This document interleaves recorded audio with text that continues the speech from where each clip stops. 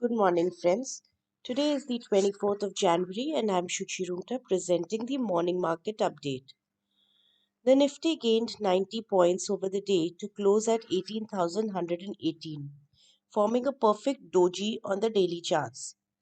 Yesterday's trading action again depicts the constant fight between the bulls and the bears. In spite of a positive global cues and a gap up opening, the bulls could not stay up in the game and the index came off from the highs.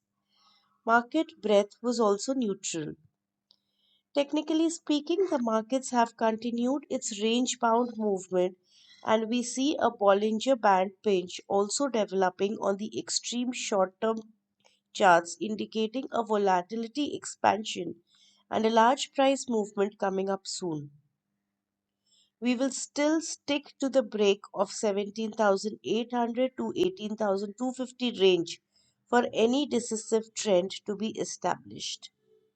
Bank Nifty, on the other hand, opened at highs, crossing the resistance of 42,700 and closing above the same. But the bar quality was not encouraging. We will need some follow up buying to decide the trend ahead. The move was only supported by the HDFC twins, hence need the other banking stocks to catch up to the trend. IT index was the top performer and as mentioned yesterday and earlier, the setup remains still strong on the IT index with further upside seen. On the option chain of Nifty, we have seen put writers active on the 18,000 and 18,100 strikes, which will act as support. PCR is at 0.94 with a neutral stance.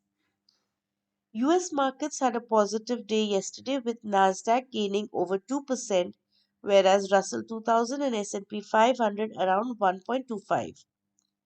SGX Nifty currently indicates a higher opening.